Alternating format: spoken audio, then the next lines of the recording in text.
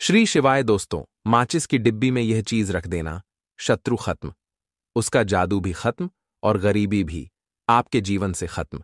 शुरू से घर में गरीबी हो, पैसा ना टिकता हो, कर्ज हो और चाहे आपके 1000 शत्रु हों, लाख शत्रु हों या करोड़ ही शत्रु क्यों ना हो, सिर्फ माचिस की डिब्बी में एक छोटी सी चीज आपको रखनी है और जीवन से हमेशा के लिए शत्रु की छुट्टी हो जाएगी। मतलब चाहे आपके गुप्त शत्रु हो या फिर वह शत्रु जिन्हें आप जानते हैं ऐसे दुश्मन जिन्होंने आपको परेशान कर रखा है, तो ऐसा समझ लीजिए अब माचिस की डब्बी आपके जीवन से शत्रुओं को दूर कर देगी। ऐसा अचूक और ऐसा उत्तम उपाय हम आपके लिए लेकर आए हैं कि इस उपाय को करते ही आपके शत्रुओं की बैंड बच जाएगी, शत्रु की सारी ताकत खत्म हो जाएगी, शत्रु कुछ करने के लायक नहीं बचेंगे। आज जो आपको अपनी ताकत दिखा रहे हैं, आपसे दुश्मनी रहे हैं, बिना गलती के भी अगर आपके साथ बुरा कर रहे हैं, ऐसा समझ लीजिए आज से उनकी उल्टी गिनती शुरू हो जाएगी जब से आप इस उपाय को कर लेंगे। शत्रु मुक्ति का इतना अचूक उपाय आपके लिए लेकर आए हैं कि इस उपाय को करने से शत्रु पूरी तरह परास्त भी हो जाएंगे और कभी जीवन में लौट कर नहीं आएंगे। मतलब गलती नहीं करेंगे आपको परेशान करने की, आपको कष्ट देने की या आप ऊपर किया कराया करवाने की। और अगर उन्होंने कुछ करवा रखा होगा, जैसे बहुत सारे जो लोग होते हैं जो शत्रु होते हैं, वो तांत्रिकों के पास, बहुत सारे लोगों के पास जाकर कुछ इस तरह का किया कराया करवा देते हैं कि व्यक्ति को हर तरफ से बर्बाद कर देते हैं। लेकिन आप विश्वास मानिए, जो उपाय हम आपके लिए लेकर आए हैं, इस उपाय को करने से आपके जीवन से शत्रु की छुट्टी भी होकर रहेगी और फिर कभी शत्रु को परेशान नहीं कर पाएंगे। इस उपाय को करने में आपका कोई 1 रुपया नहीं लगने वाला है, सिर्फ और सिर्फ आपको माचिस से यह उपाय करना है। और माचिस तो हर किसी के घर में होती है और माचिस से ही आप अपने शत्रुओं को, अपने दुश्मनों को अपने जीवन से निकालकर बिल्कुल दूर कर सकते हैं। कभी आपको शत्रु परेशान नहीं करेंगे। जब माचिस का छोटा सा उपाय आप करेंगे, आपको माचिस में बस एक चीज रखनी है। कौन सी चीज कैसे रखनी है, किस दिन यह उपाय आपको करना है, पूरा आपको वीडियो में बताने वाले हैं। लेकिन उससे पहले आपको लगाना है जयकारा। देखिए, जयकारा सबसे पहले इसलिए लगा दीजिए क्योंकि जैसे ही जयकारा लगाते हैं, बालाजी महाराज के कृपा सीधे सीधे आपको मिलती है। तो पूरी सच्ची श्रद्धा से जय श्री राम या जय बालाजी महाराज जरूर लिख दें, जिससे कि बालाजी महाराज का आशीर्वाद आपको और आपके पूरे परिवार को मिलता रहे। क्योंकि इनका आशीर्वाद जिन्हें मिलता है ना, का उनका अहित नहीं होता, उनका हमेशा कल्याण ही होता है। इसीलिए और वीडियो को लाइक, चैनल को सब्सक्राइब जरूर कर ले, क्योंकि बालाजी महाराज के आशीर्वाद से आपकी समस्या के हल आपको मिलते हैं। यह वीडियो आप तक पहुंचती है, उपाय आप तक पहुंचते हैं, उन्हीं का आशीर्वाद है। तो उनका आशीर्वाद बना रहे और हमेशा आपके घर में धन, सुख, समृद्धि आए, ऐसी कृपा बालाजी महाराज आप पर करें। तो चलिए जल्दी से बात कर लेते हैं उपाय की। देखिए, उपाय स्त्री भी कर सकती है, पुरुष भी कर सकते हैं। यह उपाय आप किसी भी दिन कर सकते हैं, ठीक है ना। बुधवार का दिन है, शनिवार का दिन है, रविवार का दिन है, अमावस्या के दिन भी आप इस उपाय को कर सकते हैं। तो कहने का मतलब है किसी भी दिन आप इस उपाय को कर सकते हैं, क्योंकि यह एक टोटका है और टोटके किसी भी दिन आप कर सकते हैं, ठीक है ना। गुप्त शत्रु के लिए भी कर सकते हैं और जिन लोगों को आप जानते हैं कि यह व्यक्ति मेरा मेरा दुश्मन है, उसके लिए भी आप यह उपाय कर सकते हैं। किस समय करना है? सुबह, शाम, दोपहर, किसी भी समय यह उपाय आप कर सकते हैं। तो चलिए बात कर लेते हैं उपाय की। देखिए, जयकारा नहीं लगाया हो तो जल्दी से जयकारा लगा दीजिए। सबसे पहले आपको एक माचिस लेनी है, माचिस की पूरी डब्बी लेनी है। माचिस भरी हुई होनी चाहिए, तीली उसके अंदर हो। खाली माचिस बिल्कुल आपको नहीं लेनी है, भरी हुई माचिस लेनी है। साथ ही साथ एक छोटा सा कागज आपको लेना है। कागज ऐसा ले जिस पर कोई लाइन ना हो, कुछ लिखा हुआ ना हो, सिंपल कागज, सफेद रंग का। साथ ही साथ आपको क्या करना है, काले रंग का एक पेन भी लेना है। तो काले रंग का मार्कर होता है, वो भी आप ले सकते हैं, कोई भी पेन ले लीजिए, रंग काला होना चाहिए। अब आपको क्या करना है, जो कागज आपने लिया है, ठीक है ना, उस कागज के ऊपर आपको अपने शत्रु का नाम लिखना है। अगर का नाम पता है तो मान लीजिए, शत्रु का नाम पता ही नहीं है, या शत्रु बहुत हैं या गुप्त शत्रु हैं जिनके बारे में आप जानते ही नहीं। क्योंकि देखिए, गुप्त शत्रु का कोई पता नहीं लगा सकता, बहुत सारे कम ऐसे लोग हैं जिन्हें पता होता है कि हाँ गुप्त शत्रु हैं, हमारे यह पता लग जाता है। किसी तरीके से आधे से ज्यादा केस में गुप्त शत्रु के बारे में पता ही नहीं चलता है। इसलिए आप नाम ना लिखकर शत्रु या गुप्त शत्रु लिखेंगे। पर्ची पर तो आपको ज्यादा लाभ होगा। इससे क्या होगा, आपके जितने भी शत्रु हैं, न 2 हैं, 3 हैं, 4 हैं, 1000 हैं, कितने भी हैं, सभी परास्त हो जाएंगे और सभी आपके जीवन से दूर हो जाएंगे। मतलब उनकी पूरी ताकत खत्म हो जाएगी, कुछ आपका नहीं बिगाड़ पाएंगे। तो कोशिश वह कितनी भी कर ले कि आपका नुकसान करना है, धनहानि करनी है, व्यापार खराब करना है, लेकिन सिर्फ कर कुछ नहीं पाएंगे। तो देखिए, पर्ची पर आपको नाम लिख लेना है, या फिर नाम ना लिखकर आप शत्रु लिखें तो ज्यादा उत्तम है। शत्रु लिख लिया, अब उस पर्ची को आपको फोल्ड कर लेना है, ठीक है ना, मोड़कर उसे बंद कर लेना है। पर्ची को अब जो माचिस है आपके पास, उस माचिस के अंदर इस पर्ची को, इस सफेद रंग के कागज को जिस पर आपने शत्रु लिखा है, उस पर्ची को आपको रख लेना है। रख लिया, अब इस माचिस को आपको बंद करके अपने पास रख लेना है। माचिस खोलकर ही उसके अंदर आपको पर्ची रखनी है। और फिर माचिस को 24 घंटे तक, कितने घंटे, 24 घंटे यानी 24 आवर, 24 घंटे आपको उस माचिस को अपने पास रखना है। देखिए, जब 24 घंटे हो जाएंगे उसके बाद आपको क्या करना है। 24 घंटे में आप सोचे कि रात में आप सो रहे हैं, तो क्या माचिस को बाहर निकाल कर रखना है? नहीं, सोते समय भी उस माचिस की डिब्बी को अपने पास रखना है, ठीक है ना। अपनी पॉकेट में आप रख सकते हैं, तकिया के पास रख सकते हैं, कहीं भी रखिए, रखना अपने पास। जब 24 घंटे हो जाएंगे उसके बाद अगले दिन आपको क्या करना है कि सुबह उठना है, जो भी आप काम करते हैं वह काम कर लीजिए। उसके बाद जब भी आपको समय मिले उस समय आपको क्या करना है, कहीं एकांत स्थान पर जाना है, ठीक है ना। आप किसी ऐसे स्थान पर भी जा सकते हैं जहां पानी भरा होता है, इकट्ठा हो जाता है, ऐसे स्थान पर भी जा सकते हैं, या ऐसे स्थान पर चले जाइए जो बिल्कुल एकांत, जहां कोई आता जाता ना हो। एकांत व्यक्ति आए तो कोई बात नहीं, ज्यादा लोग ना आते जाते हो, ऐसे स्थान पर आपको जाना है और वहां जाकर फिर से आपको अपने शत्रुओं के बारे में सोचना है। ऐसा सोचना है कि मेरे जितने भी शत्रु हैं अब वह परास्त हो रहे हैं, मेरे जीवन से दूर हो रहे हैं, और चाहकर भी अब वह मेरा कुछ नहीं बिगाड़ सकते। ऐसा सोचना है और मन ही मन आपको प्रार्थना करनी है राहु से कि मेरे जो शत्रु हैं, मेरे जो दुश्मन हैं, उन्हें मेरे जीवन से आप दूर कर दीजिए, ठीक है ना। यह माचिस का उपाय राहु से जुड़ा हुआ है। अब आपको क्या करना है, उस पूरी माचिस की डिब्बी को वहां एकांत में फेंक कर आ जाना है। तो माचिस की डिब्बी को जब फेंकें, पर्ची के साथ ही आपको फेंकना है। ऐसा नहीं है कि आप सोचे माचिस के अंदर से पर्ची निकालकर आपको उस डिब्बी को फेंकना है।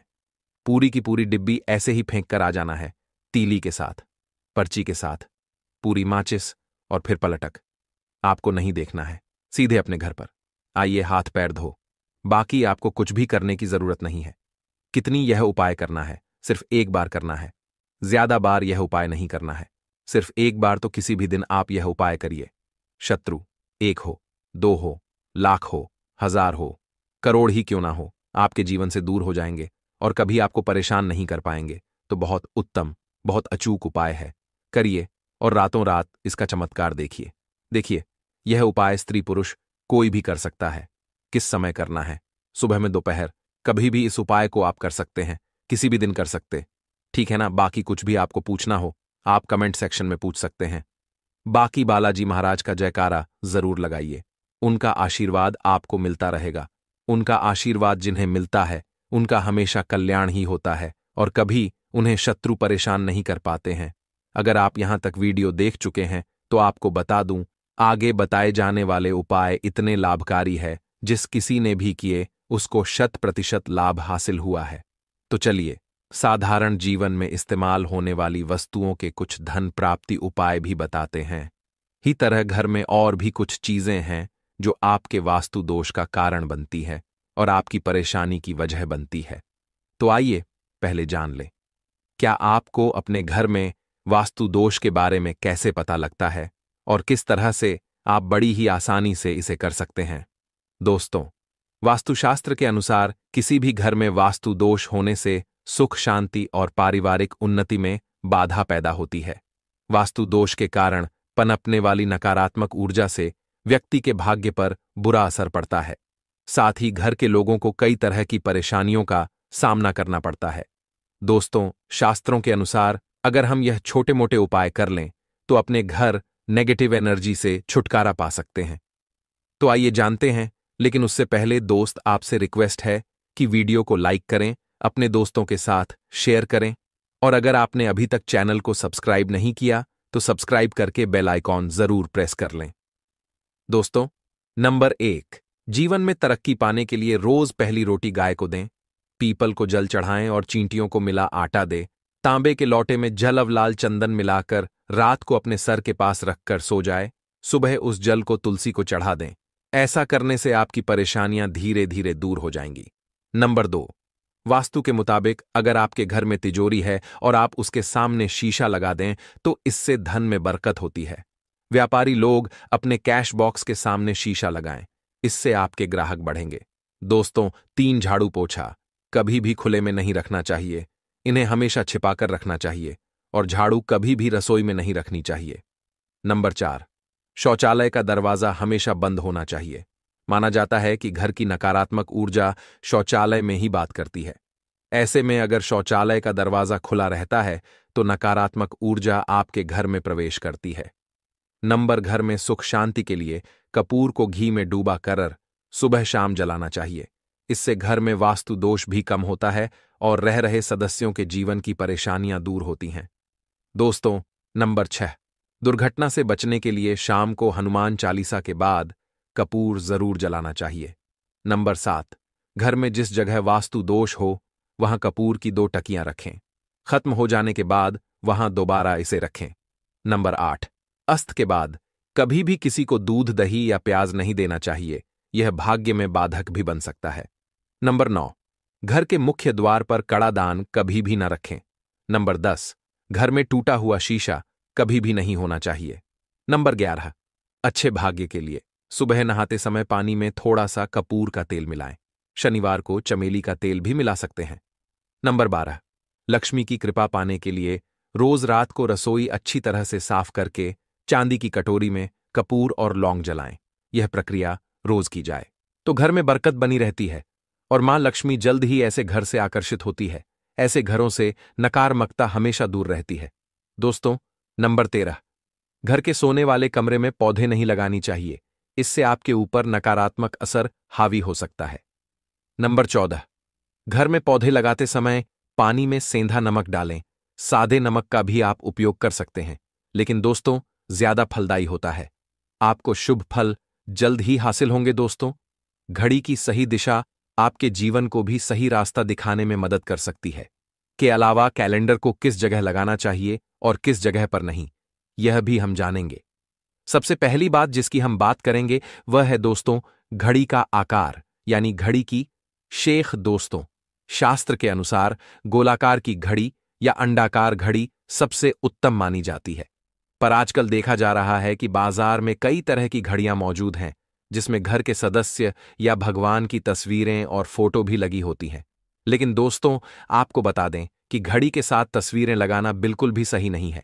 इससे आपके घर के सदस्यों के जीवन पर समय का असर देखने को मिल सकता है।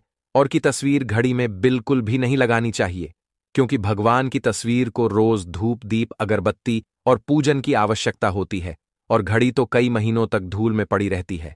इससे भगवान का अपमान होता है और यह शुभ नहीं माना जाता। हो सके तो घड़ी का आकार गोल और अंडाकार ही पसंद है। घड़ी का गोल या अंडाकार बोना हमारी पृथ्वी के आकार को दर्शाता है, जो को और घड़ी में नुकीले कौन होते हैं, और वास्तु के अनुसार नुकीली चीजें नकारात्मक ऊर्जा का संचार करती है। दोस्तों, अगली बार जिसका आपको ख्याल रखना है वह यह है कि घड़ी को स्वच्छ रखें, साफ सफाई का ध्यान रखें, धूल ना जमा होने दें और कहीं से भी घड़ी टूटी फूटी नहीं होनी चाहिए। दोस्तों, जैसा कि हम सभी चाहते हैं कि हमारे जीवन में सब अच्छा और बेहतर होता रहे, तो उसके लिए हम खुद को संवारे रखते हैं, नए कपड़े और नए आभूषण पहनते हैं। उसी तरह अपने घर की घड़ी को स्वच्छ और नए जैसा ही रखना चाहिए। यह कहीं से भी टूटी फूटी नहीं होनी चाहिए। समय समय पर घड़ी पर छड़ी धूल और जालों को साफ करते रहे, जिससे आपका भाग्य भी धुंधला नहीं पड़ेगा। दोस्तों, कई घरों में आदत होती है कि पुरानी गाड़ी को बनवाकर ही चलाते रहते हैं।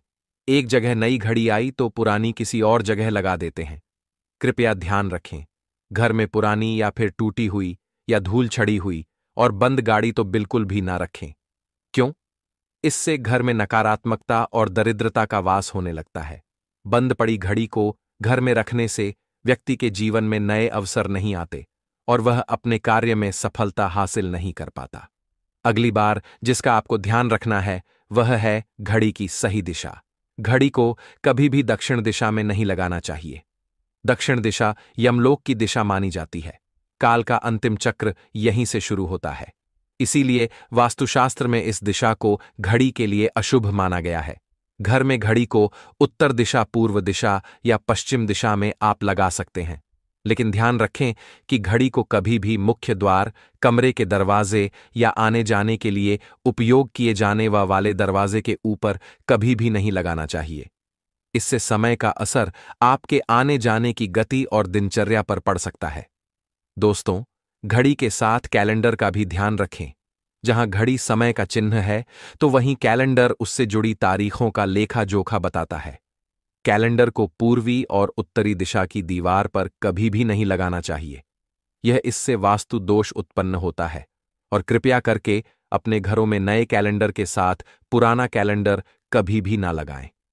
दोस्तों, घड़ी और कैलेंडर दोनों ही आने वाले समय के सूचक हैं, जो आगे बढ़ने की प्रेरणा देते हैं।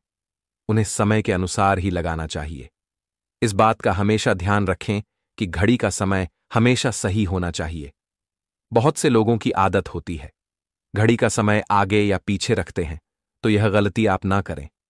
समय हमेशा सही रखें। इससे आपको कभी भी समय का कालचक्र और दुष्ट परिणाम हासिल नहीं होता। यह छोटा सा आप जरूर करके देखिए। दोस्तों, छोटी छोटी बातें हैं जिनका आपको ध्यान रखना है। दोस्तों, रखी हुई घड़ी और पुराना कैलेंडर आपके भाग्य को भी रुकावट से भर देता है। इसीलिए वक्त के साथ आगे बढ़ते रहने के लिए घड़ी और कैलेंडर को बदलते रहिए और कैलेंडर को कभी भी अपने सोने के कमरे में ना लगाएं, ना ही इसे कभी मुख्य द्वार पर टांगे। यह शुभ नहीं माना जाता। पुरानी घड़ी को दान में देना शुभ माना जाता। इससे आपके जीवन से बुरा समय निकल जाता है। इसीलिए अगर आपके घर में कोई पुरानी घड़ी है जो टूटी फूटी ना हो और खराब ना हो, तो वह आप किसी जरूरतमंद को दान में जरूर दे। दोस्तों, हमारे हिंदू संस्कृति में प्रत्येक घर में प्रतिदिन पूजा पाठ करने की परंपरा है और इसके लिए सभी अपने घरों में अपने आराध्य का छोटा सा ही क्यों ना हो, परंतु एक मंदिर अवश्य ही बनाते हैं। नियमित पूजा पाठ करने से न सिर्फ मानसिक शांति मिलती है, बल्कि पूरे घर में सकारात्मक ऊर्जा भी व्याप्त हो जाती है। परंतु यह बात भी सच है कि पूजा पाठ करने के कुछ नियम भी होते हैं, जिन्हें यदि हम कर देते हैं तो हमें हमारी पूजा का पूरी तरह से फल हासिल नहीं होता।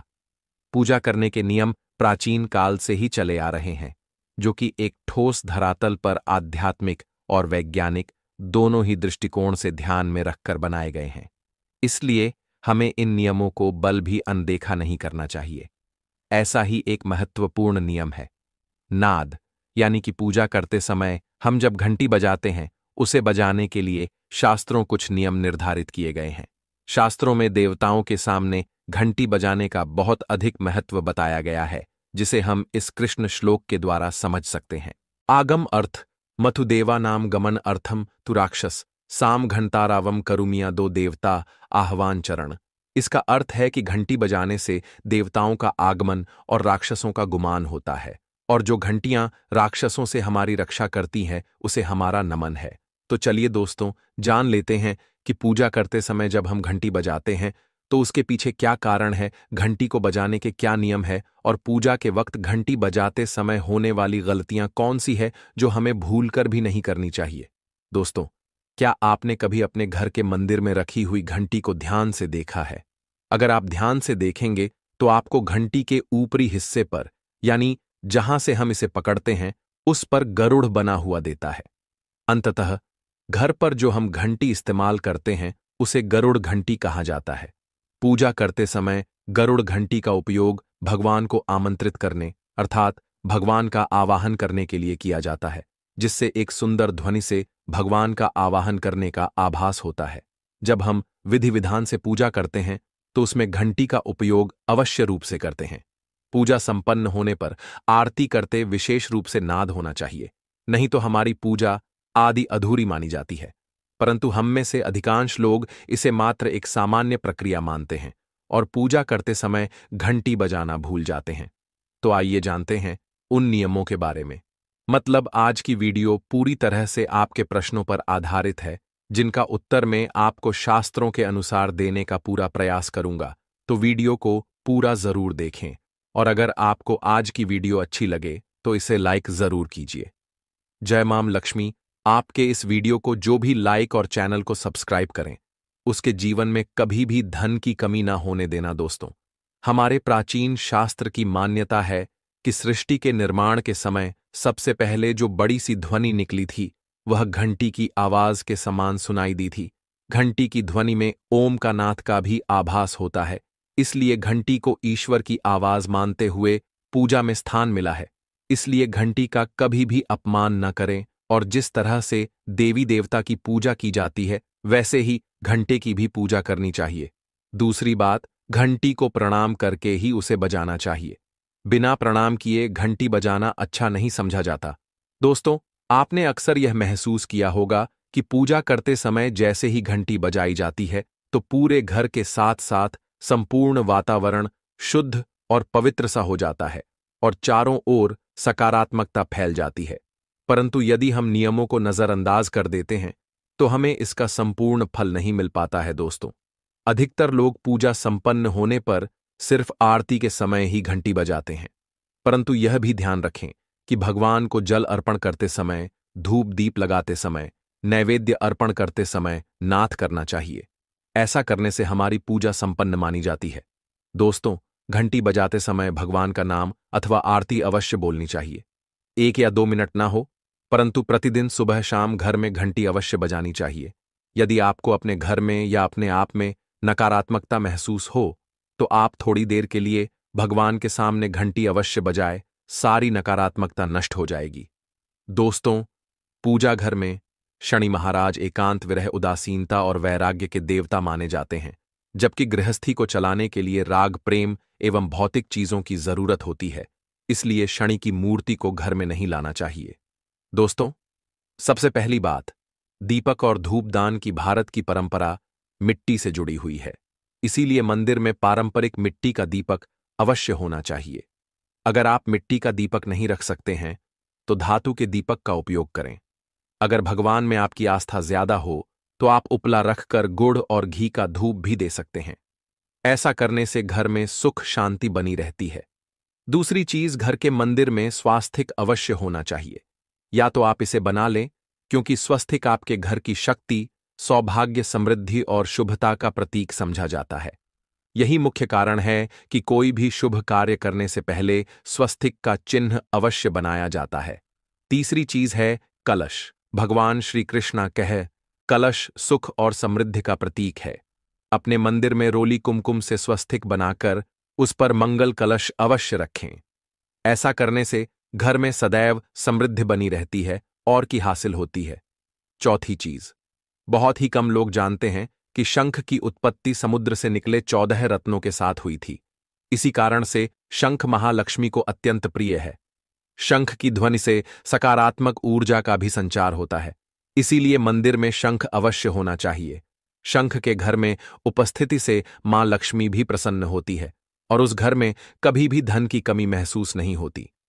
पांचवी चीज, मंदिर में आपने घंटी देखी होगी, क्योंकि घंटी को शुभ समझा जाता है। इसीलिए जब जब घर के मंदिर में घंटी की आवाज होती है वहां का वातावरण शुद्ध और पवित्र बनता है। जिस घर में पूजा के दौरान घंटी बजाई जाती है उस घर के आसपास की सभी नकारात्मक शक्तियां दूर हो जाती हैं और साथ ही सुख समृद्धि के द्वार खुलने लगते हैं। तो यह है वे वस्तुएं जिन्हें घर के मंदिर में जरूर रखनी चाहिए। आइए अब जान लेते हैं कि घर के कौन सी चीजें कभी नहीं रखनी चाहिए। सबसे पहली चीज, गणेश जी की मूर्ति। घर में कभी भी गणेश जी की मूर्ति 3 अथवा 5 ऐसी विषम संख्या में ना रखें। अपने मंदिर में गणेश जी की सिर्फ 2 मूर्तियां रखें, इसे शुभ समझा जाता है। अगर आप अपने मंगल की कामना करते हैं तो गणेश जी की मूर्ति मुख्य द्वार पर अंदर की तरफ मुख करके लगा लें। कई लोग यह गलती करते हैं कि मुख्य द्वार पर गणेश जी की मूर्ति बाहर की ओर मुख करके लगा देते हैं, जिससे उन्हें काफी नुकसान का सामना करना पड़ता है। अगर आप चाहे तो द्वार के दोनों ओर लगा दें।